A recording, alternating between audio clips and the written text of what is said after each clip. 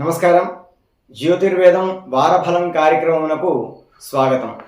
ఈ వారం అనగా ఏప్రిల్ 5వ తారీఖు నుండి ఏప్రిల్ 11వ తారీఖు వరకు ఈ వృషభ రాశి వారికి ఏ విధమైనటువంటి ఫలితములు ఉంటాయో తెలుసుకుందాం. ముఖ్యంగా ఈ వృషభ రాశి వారికి గ్రహ సంచారం ద్వితీయంలో గురుడు ఉన్నాడు, 2వ స్థానంలో 10వ స్థానంలో బుధ రాహువులు ఉన్నారు, 11వ స్థానంలో విశేషంగా శని రవి కుజగ్రహాలు ఉన్నాయి. అంటే 11వ స్థానంలో ఏ గ్రహములు ఉన్నా సరే అవి శుభవంతమైనటువంటి యొక్క ఫలితాన్ని ఇస్తాయి. దాంతోపాటుగా 12వ స్థానంలో శుక్రుడు ఉన్నాడు అనమాట.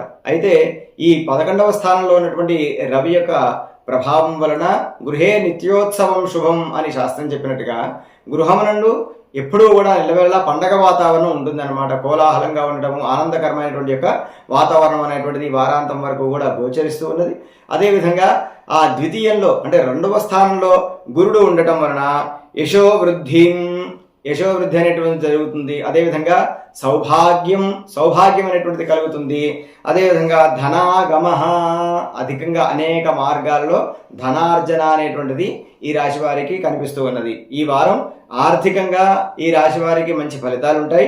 గతంలో పెట్టినటువంటి యొక్క పెట్టుబడుల నుండి స్వల్ప లాభాలు కూడా వచ్చేటువంటి అవకాశం గోచరిస్తున్నది. కానీ విలాస వస్తువులకి వీరు చాలా అధికంగా ఖర్చు చేస్తారు. వచ్చిన దాన్ని పొదుపు చేయకుండా వచ్చిన దానితో వారు ఏదో ఒక విధమైనటువంటి యొక్క వస్తువులను కొనడం, తద్వారా వ్యయం కూడా అధికంగా పెంచుకునేటువంటి అవకాశం కనిపిస్తున్నది. కాబట్టి ఆ వ్యయాన్ని నియంత్రించుకోవాల్సినటువంటి అవసరం కనిపిస్తున్నది.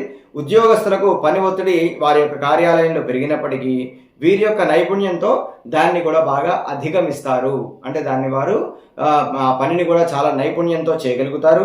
వ్యాపారస్తులకు కొత్త ఒప్పందాలు కుదుర్చుకోవడానికి ఈ వారం అనేటువంటిది చాలా అనుకూలమైనటువంటి యొక్క సమయంగా గోచరిస్తూ ఉన్నది. కాబట్టి అంతేకాకుండా కుటుంబంలో ప్రశాంతమైనటువంటి యొక్క వాతావరణం ఉంటుంది. జీవిత భాగస్వామితో ఉన్నటువంటి చిన్న పొరపచ్చాలు ఏవైతే ఉన్నాయో అవన్నీ కూడా తొలగిపోయి వారి మధ్య ఒక రకమైనటువంటి సయోధ్య కూడా ఏర్పడుతుంది. ఇంటి పెద్దల ఆరోగ్యంపై కొంత శ్రద్ధ వహించాల్సినటువంటి ఆవశ్యకత కనిపిస్తున్నది.